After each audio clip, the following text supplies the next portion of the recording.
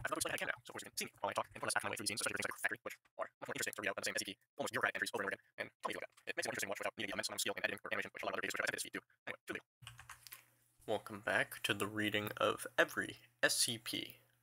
We left off at the entries of Series 1 for SCP-001. Of course, we'll be continuing with SCP-002. Let us begin. SCP-002, The Living Room. Item number, SCP-002. Object Class, Euclid. Special Containment Procedures.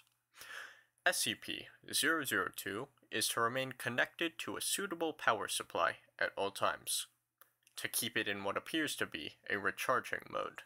In case of an electrical outage, the emergency barrier between the object and the facility is to be closed, and the immediate area evacuated. Once facility power is re-established, alternating bursts of X-ray and ultraviolet light must strobe the area until SCP-002 is reaffixed to the power supply and returned to recharging mode. Containment area is to be kept at negative air pressure at all times. Teams, including a minimum of 2 members, are required within 20 meters of SCP-002 or its containment area. Personnel should maintain physical contact with one another at all times to confirm the other person is present, as perception may be dulled, skewed, or influenced by proximity to the object. No personnel below Level 3 are permitted within SCP-002. This requirement may be waived via written authorization from 2 off-site Level 4 administrators. Command staff issued such a waiver must be escorted by at least 5 Level 3 security personnel for the duration of their contact, and must temporarily surrender their rank and security clearance. Following contact, command staff will be escorted at least 5 kilometers from SCP-002 to undergo a 72-hour quarantine and psychological evaluation. If deemed fit for return to the duty by psych staff, rank and security clearance may be restored when quarantine expires.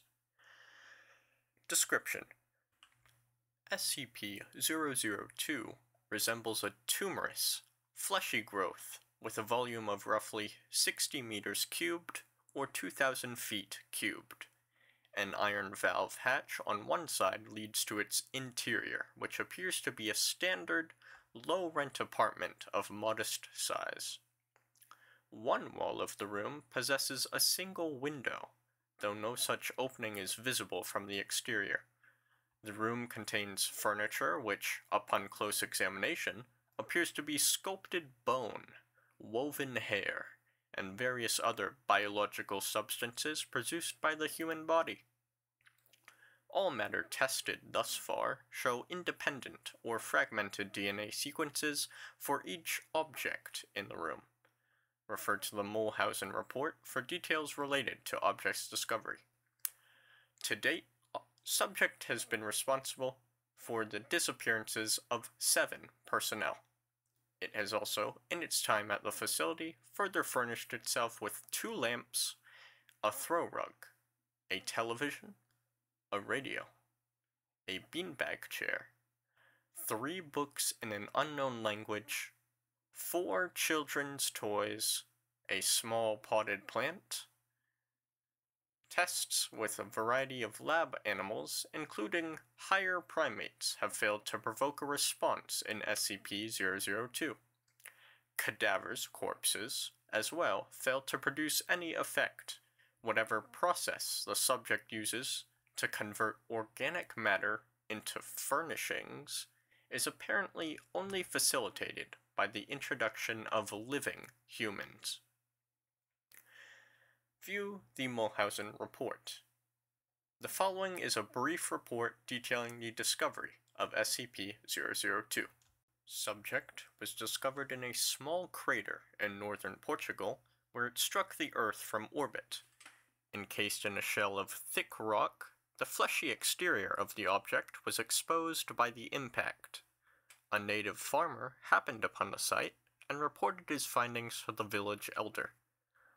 Subject gained SCP attention when a Level 4 agent posted in the area detected a small, radioactive anomaly generated by the object.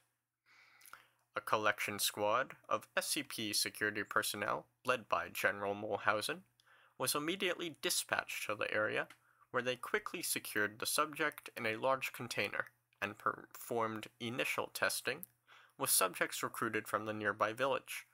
3 men, individually sent into the structure, subsequently disappeared.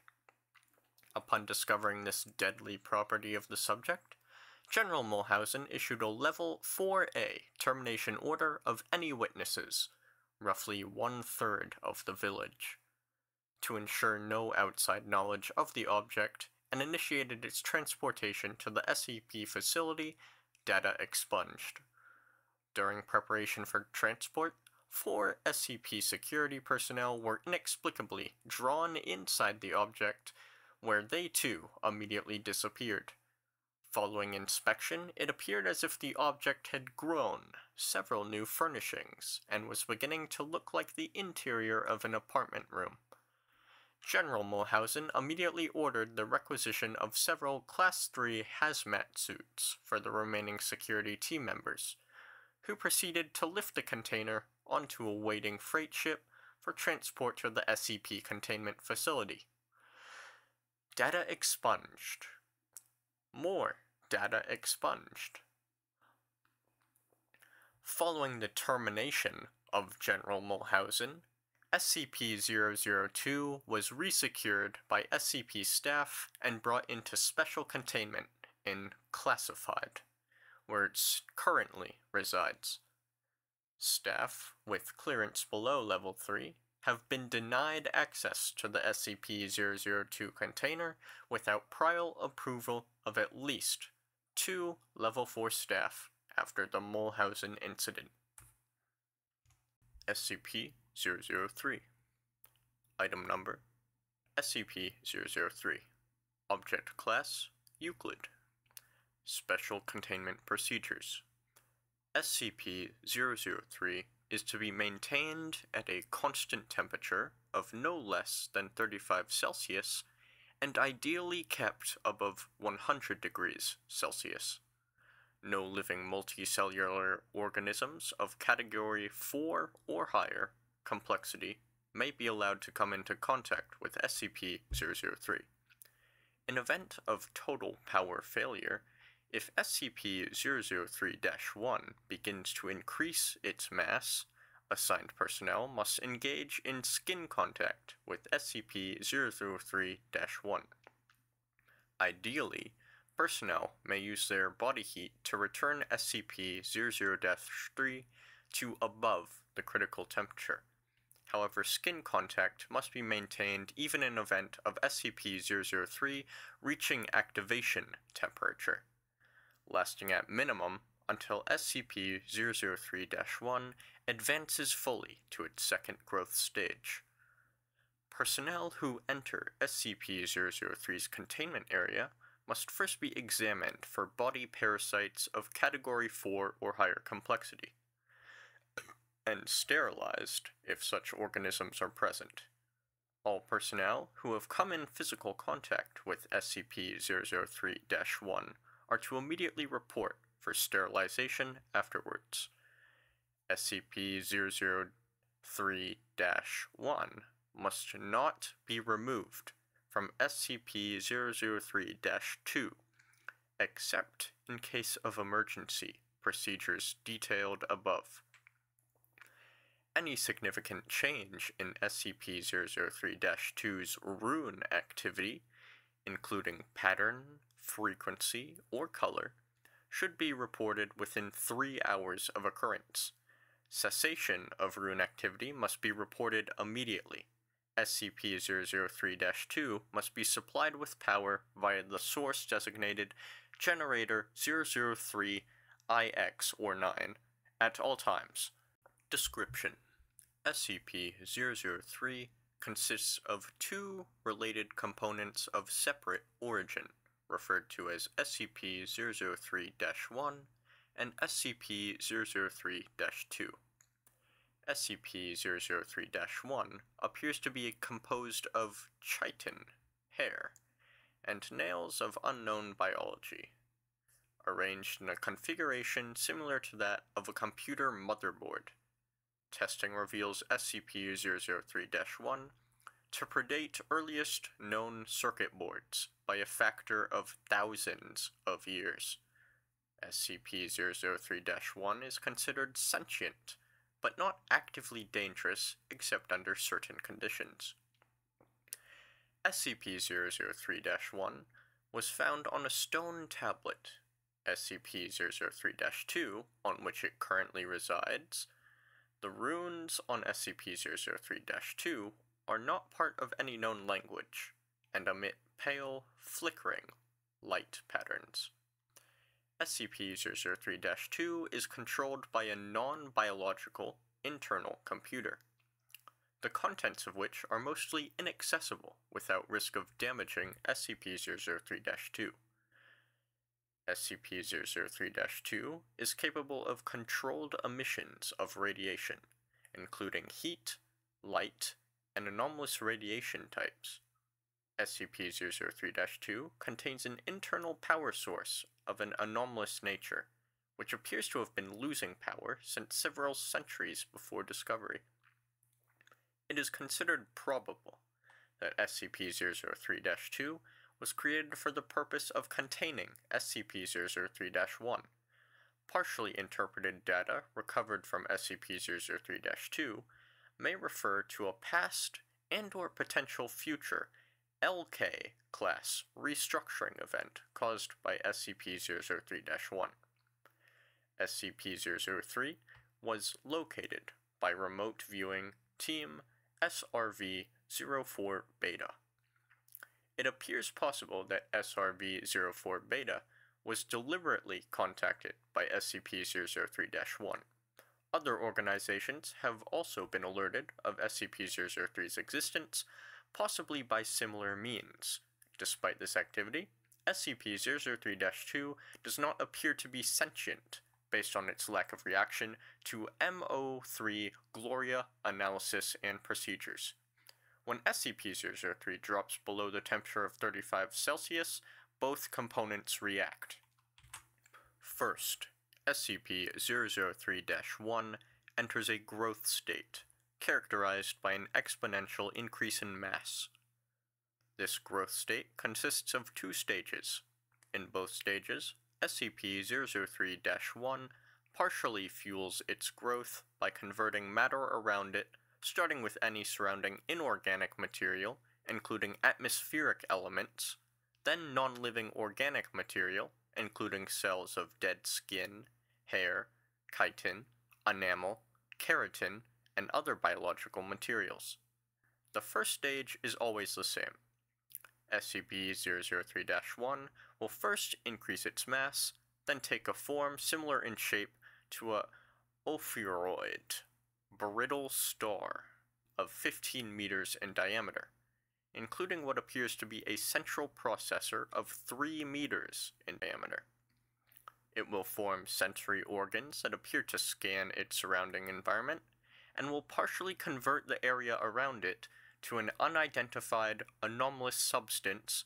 SCP-003-2 seems immune from conversion. The second stage describes a growth alteration which occurs when SCP-003 comes into contact with living organic material. SCP-003 appears to template itself off of the organic material and will attempt communication with organisms which match its initial template or templates. In its second stage, SCP-003-1 may pause, slow, or change its growth, and will also convert inorganic and non-living organic elements into functionally similar structures while anomalously altering their physical makeup. While growth is consistent in the first stage, in the second stage, SCP-003-1's growth rate is diminished by 20 to 90%, so long as SCP-003-1 remains in contact with living organic material. The percentage is determined by the complexity of the organisms in contact with SCP-003-1. SCP-003-1 appears to devote a large amount of processing power to analysis of living organic material. During each of SCP-003-1's growth stages, SCP-003-2 releases bursts of radiation that temporarily inhibit SCP-003-1's growth, or reverse the growth when the temperature of SCP-003-1 rises above 100 degrees Celsius. Similar radiation emissions have been replicated or recorded via other anomalous means. SCP-003-1's biology has been the subject of extensive study. Significant elements have been identified similar to SCP-redacted, SCP-1512, and SCP-2756, the latter of two of which have no further confirmed connection with SCP-003-1 and no known connection with each other, and none of which are fully understood. Technically, even less understood than SCP-003, thanks to the extensive cross-disciplinary research of the SCP-003 objects. To date, no convincing analysis has been put forward which satisfactorily explains SCP-003-1's connection to these SCP objects or others, nor its connection to modern technology beyond appearance, and potential mimicry via unknown mechanism. Addendum 003-1. Acting on information gathered from linguistic analysis of SCP-003-2's runes and comparative data analysis, Research Team M03 Gloria has managed to establish a link between SCP-003 and data expunged for analysis of functions. SCP-003-1 must now be considered sentient and is to be kept a minimum of 1 kilometer from data expunged and the resulting byproduct at all times. Addendum 003-2. SCP-003-2's power loss has been exacerbated by the procedures performed by M03 Gloria on orders of O510. M03 Gloria will continue procedures. Addendum 003-3. During M03 Gloria procedures, SCP-003-1 doubled its mass and began rapid structural growth. Temperature was immediately returned to 100 degrees Celsius. Growth and mass increase of SCP-003-1 continued for 9 minutes and 6 seconds, at which time a sustained radiation spike was produced by SCP-003-2. In response, SCP-003-1 returned to its normal state in 3 minutes and 39 seconds. New growth dissolved into a dusty residue, which was collected for analysis. Both SCP-003-1 and SCP-003-2 ceased all detectable activity. Upon SCP-003-2 did not resume activity until connected to external power source. SCP-003-2's runes glowed uniformly gray and did not resume normal activity for 3 hours. SCP-003-2 no longer appears to be able to maintain containment area at a temperature above 35 degrees Celsius without external power supplied by generators 003-3 through 9. Addendum 003-4. The procedure detailed in Addendum 003-3 was repeated, and SCP-003-1 again entered a growth state. After 10 minutes and 13 seconds, SCP-003-2 once again produced a sustained radiation spike. SCP-003-1's growth stopped for 36 seconds, then resumed at its previous pace. On quadrupling its mass, SCP-003 performed a coherent outer shell and body. After appearing to scan its environment and partially converting its environment, SCP-003-1 then breached containment, entering Observation Gallery, where 9 members of MO3 Gloria were present. On physical contact with team members, SCP-003-1 encompassed them in a rapidly grown appendages and stopped growth for 15 minutes. SCP-003-1 then resumed growth and rearranged the component parts of the center of its form to the shape of a 3-meter tall female humanoid, with peripheral tentacles shifting to extrude primarily from SCP-003-1's newly formed hair and spine. SCP-003-1 then produced rudimentary vocalizations in apparent initial attempt to communicate with researchers. Data expunged. An unknown individual approached the compromised containment area in company of full squad of agents. The individual claimed to be acting on orders of O510 and attempted communication with SCP-003-1. Further data expunged. Following this incident, Agent Jackson of MO3 Gloria successfully restored power to SCP-003-2 and activated backup generators to return the temperature to 100 degrees Celsius. SCP-003-1 returned to its normal state in 21 minutes and 7 seconds, and was successfully recontained without incident. All 9 members of MO3 Gloria affected by SCP-003-1 were afterwards found to be physically unharmed, with no residual effects besides psychological trauma. The converted materials of SCP-003's former containment area did not dissolve and are now under analysis. Addendum 003-5. In light of the previous incident, 0510 was removed from the O5 Council by joint decision of O5 redacted, O5 redacted, and O5 redacted. MO3 Gloria procedures have been indefinitely suspended.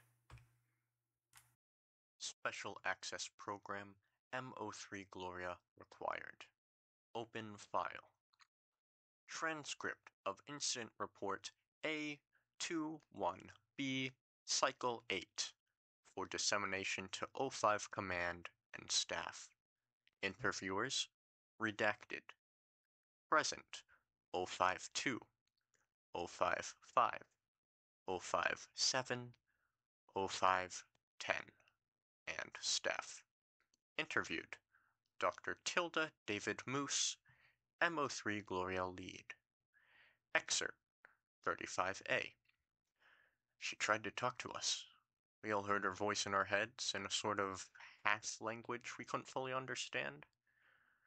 Some of the others passed out immediately. I lasted a little longer, but it wasn't because of my mental fortitude. It's just that she was trying to tell us different things. She showed Jones a replay of all of the memories of everything Jones ever felt anything about, all over the course of a few minutes. She ripped 3 of the researchers apart and put them back together unharmed.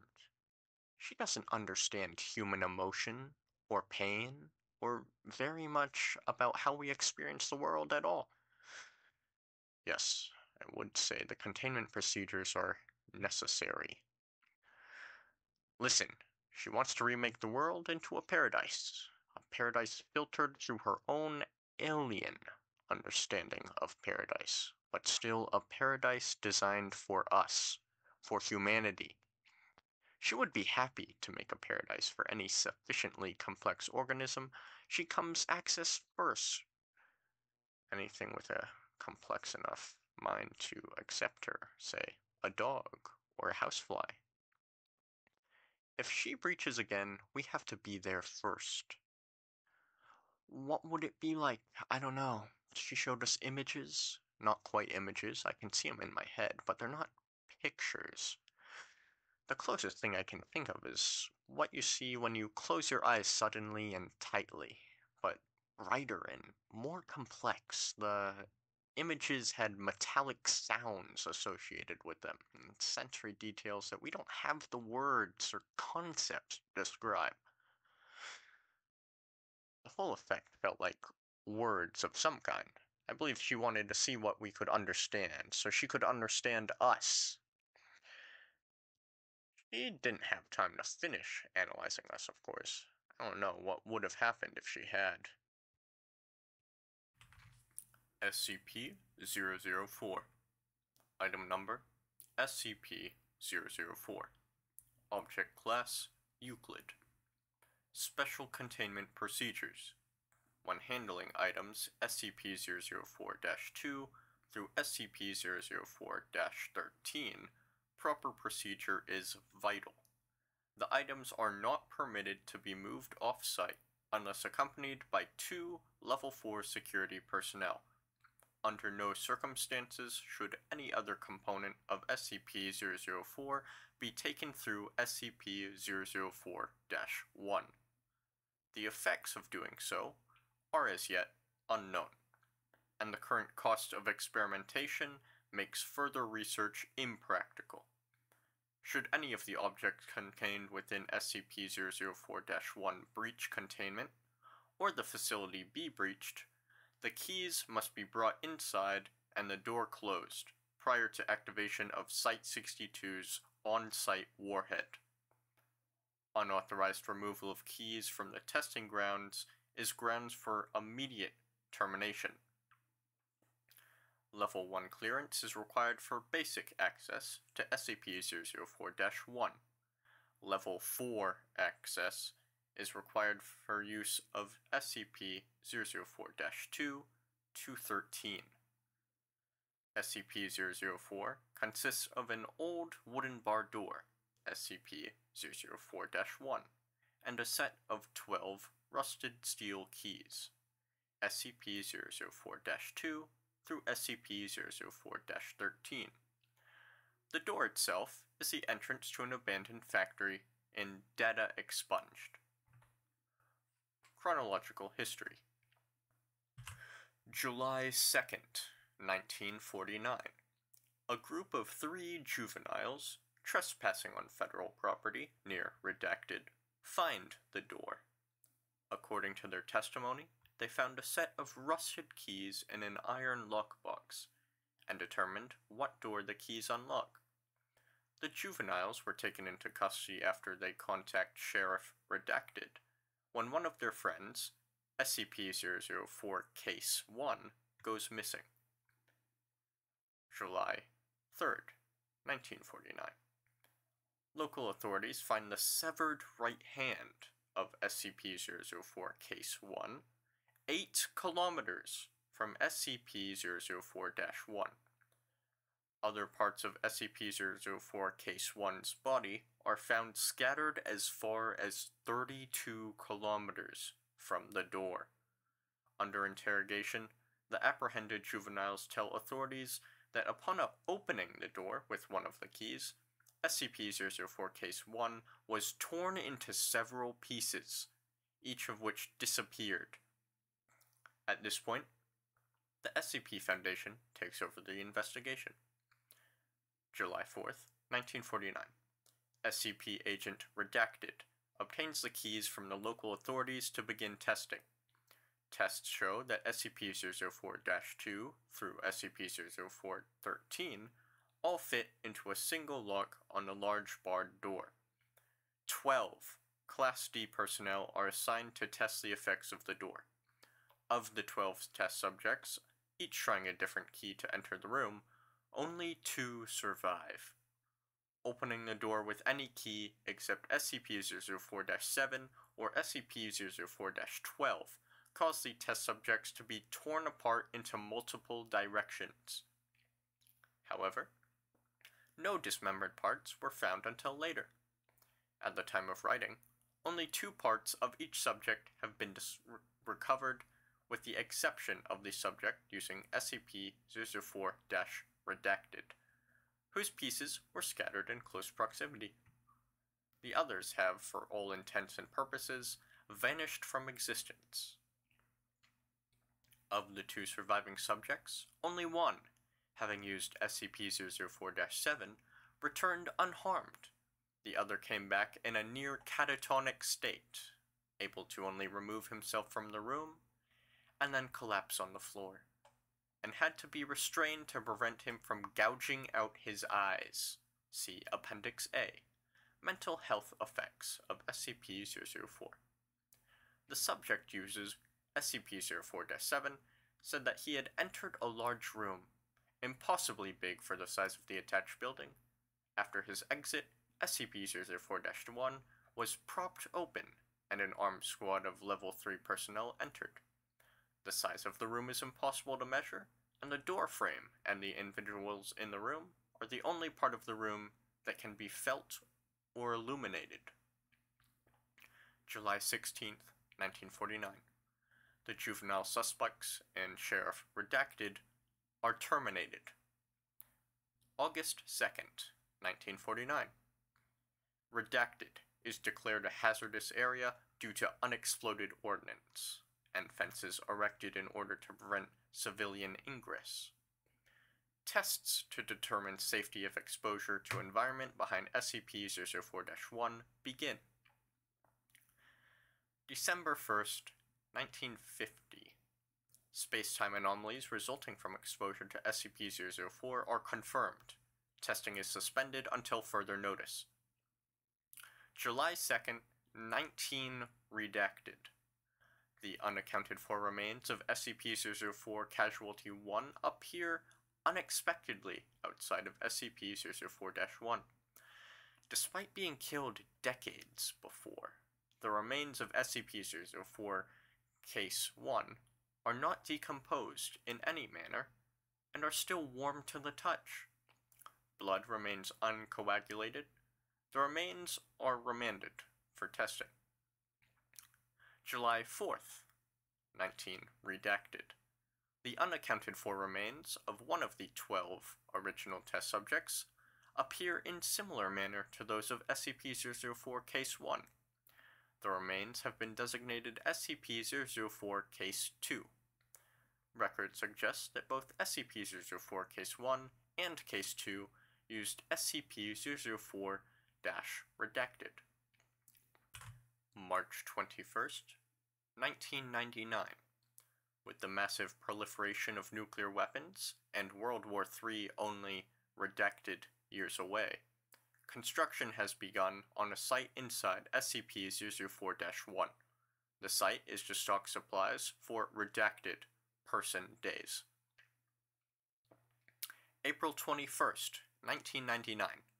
Redacted has ordered the site inside of SCP-004-1 to be expanded to include emergency storage for all mobile SCP redacted specimens, and a redacted petabyte database for the storage of all SCP data. The facility is now to be referred to as Site 62.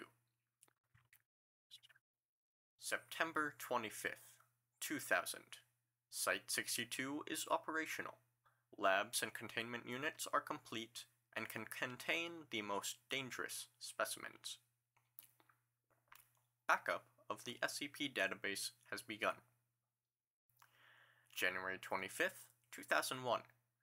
Due to time anomalies, see space-time anomalies below, all personnel working in Site 62 are now required to reside on-site permanently. Families of personnel are to be informed that loved ones have perished in an industrial accident. Cloned bodies have been prepared for funeral. August 14th, 2003. Massive power outage across northeast United States and through Canada. Due to the initial failure of multiple SCP generators, Site 62 has been without power for 53 minutes. During those 53 minutes, those on site were completely without any source of light. They reported sensing creatures and people, although no abnormal entities could be seen or felt. Selected facility personnel were allowed to read Redacted, Appendix A, and said the creatures sensed were of humanoid size, but otherwise similar to the massive green creature described. Space-time anomalies. SCP-004 seems to propagate spatiotemporal anomalies. Personnel leaving the facility report losing time. Those who have been in the site for weeks insist they have only been in the facility for several days, and records of work completed and supplies consumed support their claims. Other temporal anomalies involve SCP-004-2 through 13, especially the reappearance of SCP-004 Case 1 and SCP-004 Case 2, exactly redacted years after using SCP-004 Redacted. Redacted has been assigned to investigate all aspects of these time anomalies. Spatial anomalies include the impossibly large dimensions of the area opened by SCP-004-7. Similarly, the 2003 blackout incident suggests there exists an alternate plane of existence within the same space that Site-62 occupies. Additional notes. Testing on SCP-004 reveals that 10 of the keys open SCP-004-1 on a dimension where the laws of physics and topology are significantly different than those of our home dimension. Test subjects meeting these hostile conditions are torn apart, their body parts deposited in various locations, only 3 of which have been verified to be on Earth. Material deposited at 2 of these points appears immediately. Material deposited at the 3rd appears exactly redacted years into the future. The other 7 locations are currently unknown. Current testing focuses on 2 avenues of research. The first is finding ways to survive SCP-004's hostile topologies. The second, data expunged, suggests that SCP-004-2 through 13 may open doors other than SCP-004-1. Appendix A. Mental health effects of SCP-004-12. All Class D personnel using SCP-004-12 return in a catatonic state, unable to speak. Some may have enough energy to try and claw their eyes out. Of the 16 subjects, only 4 have survived. Only 1 has regained speech, following long-term psychotherapy. He was able to tell the psychiatrist that he saw a massive green creature, so large that much of its body extended beyond his field of view. He reported innate fear and sudden recognition, as if it were something buried deep in his primal fears, and forced implantation of incomprehensible memories.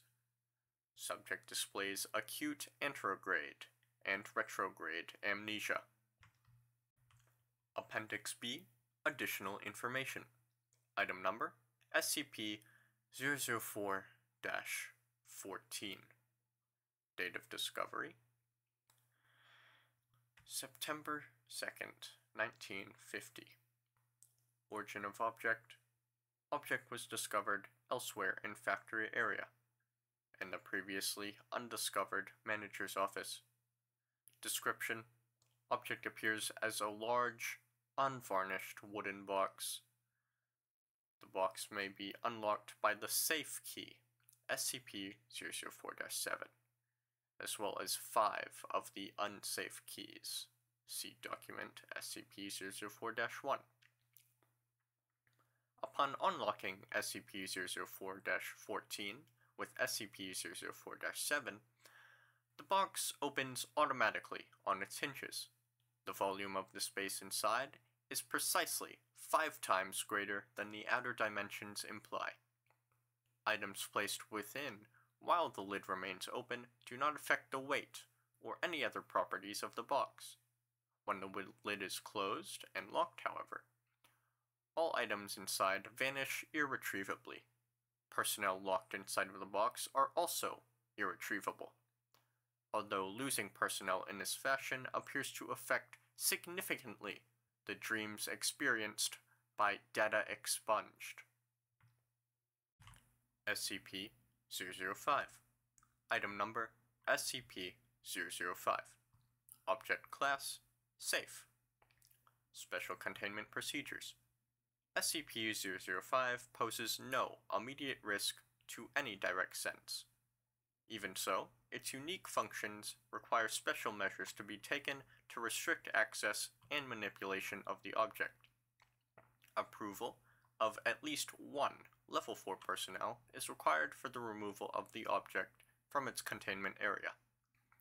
Description: in appearance, SCP-005 resembles an ornate key, displaying the characteristics of a typical mass-produced key used in the 1920s.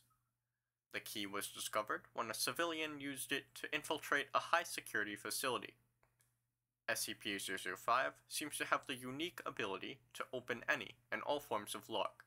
See Appendix A, be they mechanical or digital, with relative ease. The origin of this ability has yet to be determined. Additional notes: SCP-005 may be used as a replacement for lost security passes, but only under the supervision of at least one Level 4 personnel. SCP-005 may not be used for vending machine repairs, opening lockers, or for any personnel's spare home key. Removal of the object from the compound will result in immediate termination. Appendix A. While SCP-005 has been shown to be effective in removing almost any form of locking device, further experiments have shown that efforts to disguise the purpose or identity of a lock have proven at least somewhat successful in defeating SCP-005's ability. In approximately 50% of cases, where a volunteer has not been able to identify a locking device as such, SCP-005 was not successful in deactivating the device. Due to these results, SCP-005 has been tentatively classified as sentient, and further tests are being run to determine its cognitive abilities. However, there are no results that show any traits that prevent it from being able to identify any particular locking device. Only that the aforementioned device has been heavily concealed and disguised. SCP-006. Under direct orders of the Founder, access is limited to those with Overseer clearance. Overseer clearance granted. Item number SCP-006. Object Class Safe. Special Containment Procedures. Whereas the nature of SCP-006 does not warrant any extensive containment, a certain level of secrecy is necessary regarding the object's existence and properties, for obvious reasons. The following procedures are required not for personnel safety, but to deny or hide knowledge of SCP-006's effects from the personnel who interact with it. All personnel interacting with SCP-006 in any physical way are required to wear modified Class 6 BNC suits. Before personnel are allowed to perform procedures, they must be briefed with material SCP-006-B or SCP-006-C. SCP-06-A briefing is the correct one and is restricted to only those with O5 clearance. To ensure personnel are wearing suits properly, they are to be submerged into a pool of water. Any air bubbles spotted signify a leak in the suit. 2. Procedures with SCP-006 are to be carried out under extreme surveillance. In case of contact with SCP-006, the commander in charge will announce Procedure 006-G12, which the personnel have been briefed to believe to mean high toxicity is present and they must evacuate. Any procedure in which liquid is acquired from SCP-006 must be approved by 3 O5 level personnel.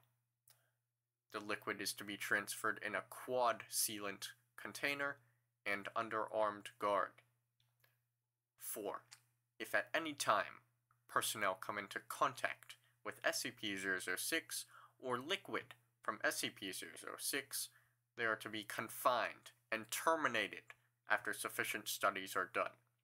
Due to the nature of SCP-006, the most effective termination method is incineration. For full report, see SCP-006, Tur 05. Description: SCP-006 is a very small spring, located 60 kilometers west of Astrakhan. Foundation Command, aware of its existence since the 19th century, but were unable to secure it until 1991 due to political reasons. On the spot of the spring, a chemical factory has been constructed as a disguise, with the majority of laborers under Foundation and/or Russian control. The liquid emitted from the spring has been chemically identified as simple mineral water in 1902, but the unusual property of health. Ingesting the liquid produces the following properties in human beings: the ability to regenerate DNA damaged by sufficient duplication, heightened excitement of cellular duplication, vastly improved abilities in repair of damaged tissue, and a frightening increase in the effectiveness of the human immune system. Upon testing the liquid on animal subjects, hostile bacteria and viral agents were destroyed immediately. Many reptiles and birds were unaffected, while higher primates experienced the same benefits as humans. SCP-007. Item Number: SCP-007. Object Class: Euclid. Special Containment Procedures: SCP-007 is to be contained in a sealed room measuring 10 meters on each side. Room is to be furnished comfortably as a living area, along with whatever items are requested by Redacted, hereafter referred to as Subject, given that providing Subject with requested items would not compromise security. Subject is not allowed to leave the room, and is to be detained with force, if necessary. Description: SCP-007 is located within a cavity in the abdomen of Subject. Subject is a Caucasian male, physically approximately 25 years of age. Subject claims to be 28, and 176 centimeters in height. Most of Subject's abdomen, muscles, skin, and organs is absent, though Subject does not appear to suffer because of this. Instead of normal flesh, a sphere composed of soil and water is present, though it does not actually come into contact with Subject's body at any point. The sphere appears to be, in most respects, a miniature near duplicate of Earth, approximately 60 centimeters in diameter, although continental alignment is not consistent with that of any alignment known in Earth's history. The sphere has its own weather patterns and negligible gravitational pull, in addition to microscopic organisms somewhat resembling those of modern-day Earth inhabiting it. 2 intelligent species have been observed.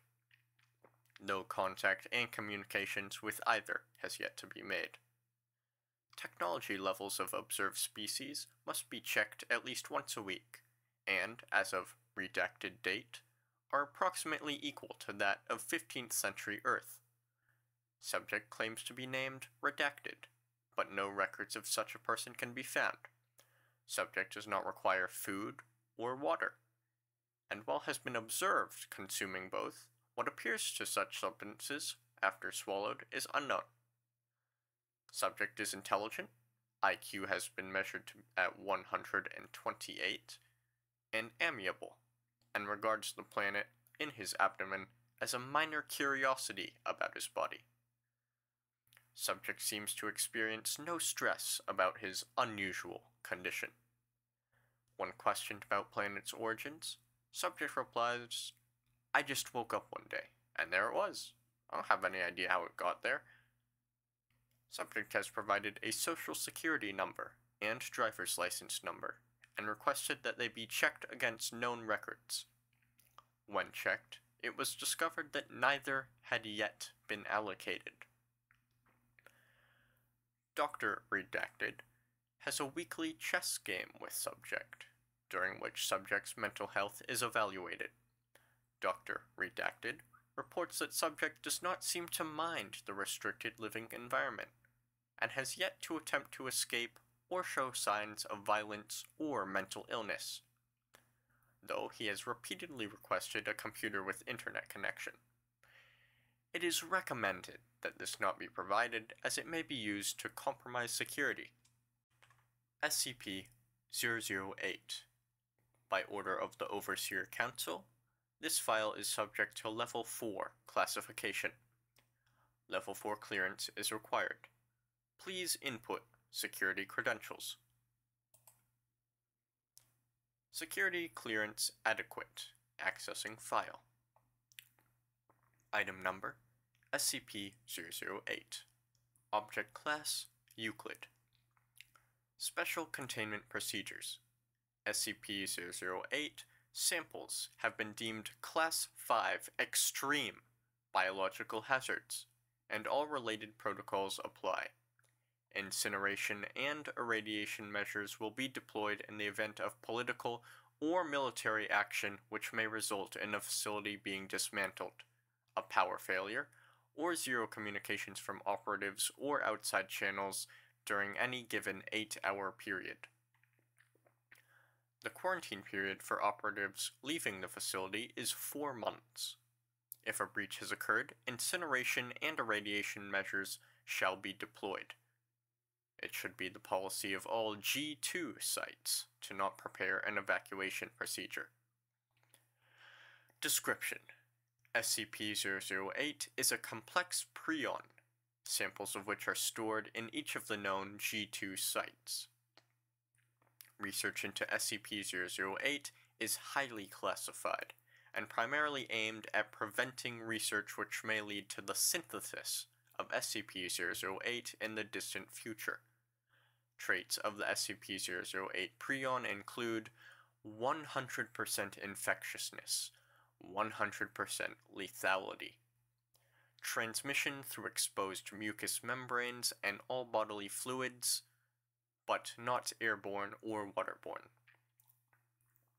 Symptoms of infection with SCP-008 manifest no more than 3 hours after exposure and include flu-like symptoms, with high fever, plus severe dementia in later stages. Coma onset approximately 20 hours after first symptoms appear and 12 hours after noticeable dementia. Coma onset will be considered onset of death. A period of sporadic cellular necrosis occurs, which comes to resemble gangrene. Surviving tissue assumes its original function and is highly resilient. Red blood cells greatly increase oxygen storage capacity, resulting in slower blood flow and increased muscular endurance and strength. Nervous and muscular systems are unaffected by total organ failure for several hours. Metabolism may decrease to extremely low levels, allowing subject to survive for over 10 years without nutrition. High blood viscosity results in negligible blood flow from gunshot, puncture, and slashing injuries. Conditioned behavior, motor controls, and instinctive behavioral mechanisms are damaged, and cognitive abilities are severely retarded and erratic. Animals experience excessive brain necrosis and are inactive. Subject can adapt to its damaged nervous system, but it's limited to basic physical activities, including standing up, bouncing on 2 legs, walking, biting, grabbing, and crawling. Subject will be energetically moved towards sights, sounds, and smells it associates with living humans. Subject will attempt to ingest living humans if physical contact is made. Neutralizing fully infected subjects requires significant cranial trauma. There is strong evidence to suggest SCP-008 itself did not form naturally on Earth, since variants of similar complexity would have displaced much of the ecosystem. In 1959, a short collaborative effort with the USSR to locate G2 sites and eliminate SCP-008 was negotiated following their discovery. The status of SCP-008 in Russian custody since collaboration ended is unknown. Addendum 008-1. SCP-500 has been found to be able to completely cure SCP-008 even in the advanced stages of the disease. SCP-009. Item number SCP-009. Object Class Euclid. Special Containment Procedures. Object is to be contained within a sealed storage tank of heat-resistant alloy with dimensions not less than 2 meters by 2 meters by 2 meters. Under no circumstances should SCP-009 be exposed to temperatures in excess of 0 degrees Celsius when not undergoing testing, and no water-based solutions shall be allowed within 30 meters of the object's containment area. Object's chamber is to be fitted with temperature sensors, which must be monitored at all times, and is to be kept refrigerated by no fewer than 3 redundant cooling units. Any malfunction of sensors or of coolant systems is to be reported and repaired immediately. If at any time the temperature in the containment area climbs above -5 Celsius, the chamber is to be locked down and flooded with coolant until temperatures return to safe levels, -30 degrees Celsius to -25 degrees Celsius. Containment area is to be kept in total vacuum during testing, and personnel interacting with SCP-009 must wear full environmental protection gear. Following testing, all equipment, personnel, and any other materials must undergo dehydration procedures and be quarantined for no less than 12 hours. Any moisture found displaying properties of SCP-009 is to be quarantined and added to the containment area as soon as possible. Living organisms found to be contaminated with SCP-009 are to be terminated by chemical desiccation and extracted molecules of SCP-009 added to containment.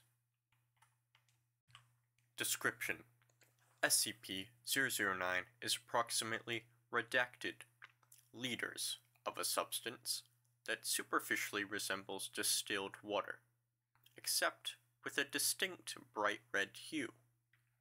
This red hue is discernible in all phases, and serves as the most expedient method of identifying contaminated matter before its anomalous properties manifest. In contrast to mundane water, SCP-009 assumes a liquid phase at temperatures between -100 degrees Celsius and 0 degrees Celsius, and a solid state above those temperatures.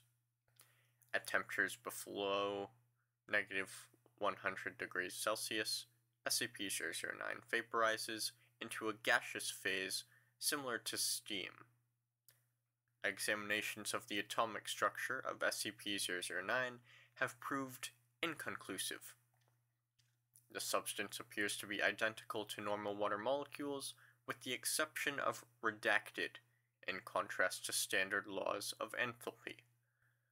Dr. Redacted, Site Redacted's resident expert on xenospatial physics, suggests that SCP-009 may originate in a universe with alternate physical laws.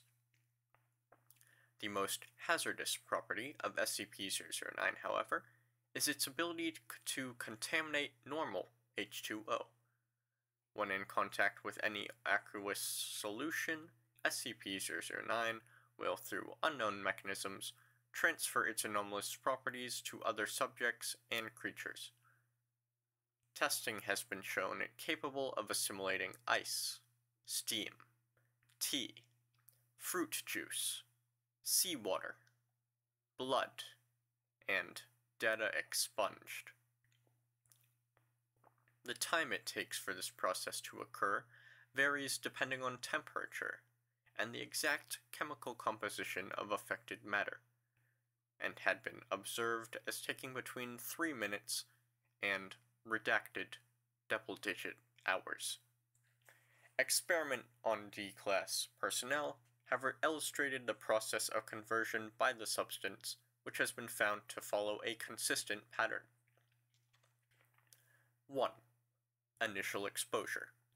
Subject is exposed to SCP-009, and it begins assimilating any moisture present on the exposed surface. Creatures in this stage do not commonly notice any unusual symptoms except for a slight warming sensation. 2. Surface conversion. Frost begins to form on the exposed area as the heat produced by the subject and SCP-009 itself raises its temperature above 0 degrees Celsius. This stage can take anywhere from 1 minute to redacted single-digit hours, during which time subjects begin to feel redacted crystals from the epidermis. 3. Deep tissue conversion. Exponential increase in temperature of SCP-009 causes runaway reaction throughout subject's body, resulting in redacted. Actual blood loss is minimal due to ice crystals redacted, allowing subjects to remain alive and conscious for up to redacted double-digit hours. 4. Data expunged. Testing on D-class personnel was discontinued as of April 23rd, 20 redacted. Addendum. Circumstances of retrieval. Subject was found in redacted, Alaska. On November 5th, 19 redacted. The Foundation became involved after reports were obtained from the native redacted tribe, who came across the mangled bodies of a team of seal hunters, which had apparently been shipwrecked, redacted double-digit kilometers from the village. All victims were found encased in red ice. Cause of death recorded as internal bleeding. No closer examination found redacted. It is surmised that the low ambient temperatures in the area retarded the freezing process. This prolonged the time to total conversion by double-digit redacted hours, and allowed the victims to remain conscious until data expunged. Origin of SCP-009 is currently unknown. Investigation into similar events or materials in the area is ongoing. Evidence at the scene suggests redacted, possibly involving SCP redacted. See Exploration Log A-009-1 for details. Exploration Log A-009-1. Exploration Log November 5th, 19 redacted. Situational Report. Mobile Task Force Beta 7, the Maz Hatters, was deployed to recovery site to catalog and safely retrieve samples of SCP-009 for transport to Site Redacted. Agent Redacted Bryce, MTF Beta 7, made a visual inspection of the area and noted 3 bodies, all male, between the ages of redacted and 40 years. Dr. Redacted, also on site, surmised from the relative position of subjects that Mr. Redacted, age 32, hereafter referred to as Subject 0, was the origin point of redacted. Subsequent subjects are presumed to have been exposed to SCP-009 while attempting to help Subject 0 back to the wreckage of the boat. During standard perimeter sweep, Agent Redacted, Hughes, located what appeared to be humanoid tracks leading northeast, After brief deliberation, a three-man team consisting of Agent Hughes, Whitmore, and Cassidy was dispatched to investigate potential security breach. Begin log 6:42:43 Eastern Standard Time. Agent Hughes, we've got something, Control. It's a cave. Tracks lead inside. Control. Copy Hughes. What do you see? Hughes. Looks like we got a crack in the ice. It's maybe a meter tall. Opening's not very wide. Agent Whitmore. Captain, we got a body. Unidentified shuffling noises are heard. Control. We didn't copy Hughes. Repeat. Hughes. There's a subject here, Control. Frozen in the skip. Male. About 15. Looks like it was trying to crawl away from something. There's a spear gun here, also frozen. It's been fired. Control. Any signs of trauma? There is a pause. Agent Cassidy. Without touching him, I can't be sure, but it looks like he was stabbed by something. See how he's gripping his chest here? Right where this spike is growing out of. He might have been attacked. Hughes. Did you hear, Control? Control. Affirmative. Tag the coordinates for recovery and proceed into the cave. Whitmore. We're using live fire, Captain. Hughes. There might be hostiles, so yes, but keep them in single shot mode. We don't want the guns getting too hot. Cassidy. Good call. Don't want to end up like this guy. Whitmore. That for sure. Agents ready their weapons and proceed. Approximately 2 minutes pass. Whitmore. Control. Please repeat, Hughes. We didn't copy. Hughes. There's a chamber here, Control. I'd say 5 or 6 meters in diameter. It's filled with red ice. In the middle, there's a pool. Looks about 3 meters wide. Depth unknown. Cassidy. The fuck happened? Screams are heard. Gunfire. Control. Hughes. Come in. Are there hostiles? There's a brief pause. Hughes. Fucking hell. Negative, Control. Just, Jesus, a fucking polar bear. It's dead. There's dozens of bodies in here. Not human. I saw a few seals, a snow fox, and what the hell? What the fuck is that? Cassidy. No. No. No. No. God. Control. Hughes. Do you copy? Hughes. Cassidy found, a spider. A giant spider. There is a pause, during which shuffling and hard breathing are heard. Control. Is it alive? What do you mean by giant?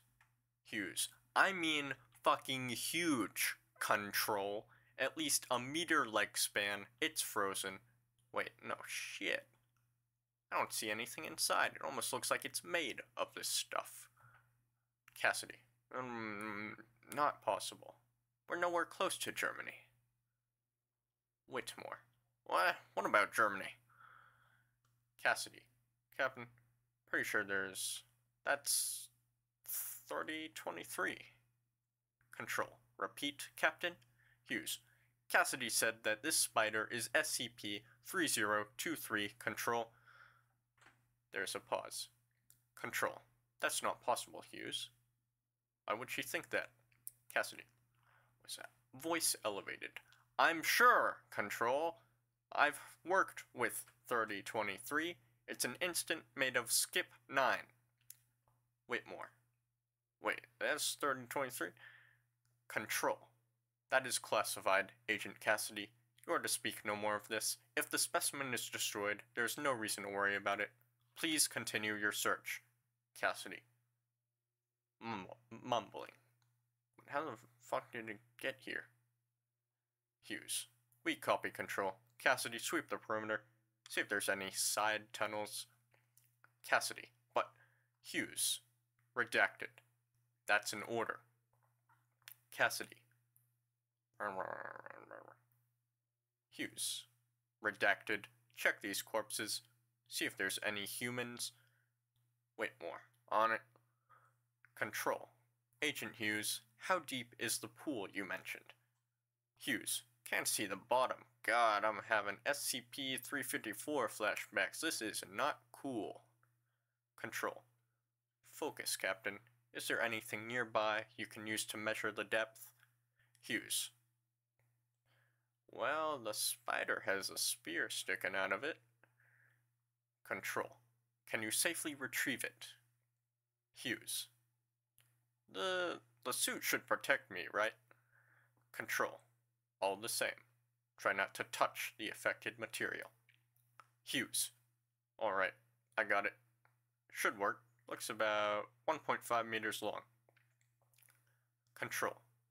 Copy that, Hughes. Proceed with caution. There is a pause. Hughes. Control, I'm going in there. Control. Negative, Hughes. We're rerouting a team of D-Class for recovery. Your orders are to withdraw the rest of your team and await further orders. Hughes. Data redacted. Whoa, hold up. Take it easy. Control. You have your orders, Hughes. I don't think I need to remind you. Data expunged. 40 seconds of silence. Hughes. Copy, Control. Let's go. Redacted. End log. Addendum. November 9th, 19 redacted. After initial report and retrieval of specimens, it was confirmed that the arachnoid entity found by MTF Beta 7, see previously read file, was indeed a previously unknown instance of SCP-3023. Investigation has revealed the instance originated and redacted as a result of data expunged. Addendum. December 6th, 19 redacted. After repeated inquiries, it should be noted that the portion of coastline upon which the initial victims were found was barren rock, approximately redacted meters from the seashore. It was sufficiently dry and cold to prevent significant contamination of the surrounding area. Had the site been closer to the water, there is little doubt an extinction-level event would have ensued. Consideration of upgrading SCP-009 to Keter class under review. Addendum.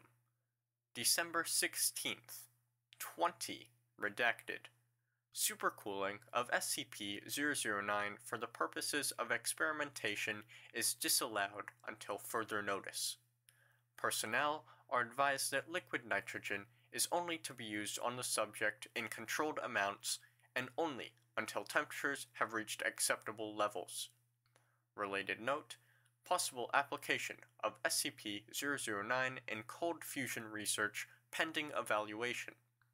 Memo from O5 Command, November 9th, 20. Redacted.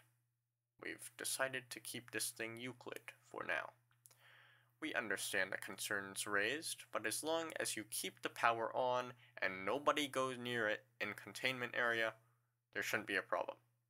That's why we're keeping it in site redacted, presumably 17, after all. As for the cold fusion research, we're putting a pin in that for now. Frankly, we don't have it in the budget for another snafu like site redacted. The salvage team still hasn't found Dr. Redacted. Cross-testing report 9507F23. The following experiment record was recovered via a chance occurrence of SCP-507, shifting into universe in which the described test was carried out using SCP-107. The applicability of the reported findings to our own universe is pending review. Input: 10 milliliters of SCP-009. Result: red snow. Fell in test area for 27 minutes with moderate intensity. Grass growing in test area began runaway reaction, which ended with an entire area being frozen within minutes. Notably, anti-enthalpathic reaction of SCP-009 did not extend past the expected radius of SCP-107. For reasons still under investigation, non-grass plants in area turned bright red in color, greatly expanded, and mutated to display cyan-colored tentacles, similar to those of species Drosera capensis. Mucilage produced by these tentacles later found to be tiny beads of SCP-009.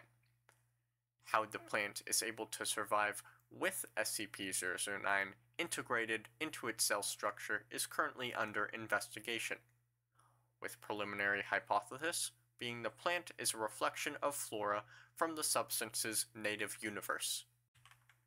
SCP-010. Item number: SCP-010. Object Class: Safe. Special Containment Procedures: the objects comprising SCP-010 are to be kept in a numbered, locked boxes at Site-19. They are not to be worn except by test subjects. SCP-010 are only to be removed from storage for testing. SCP-010 consists of a series of 6 apparently identical cast iron collars with numbered metal tags and 1 remote control. The control is SCP-010-1.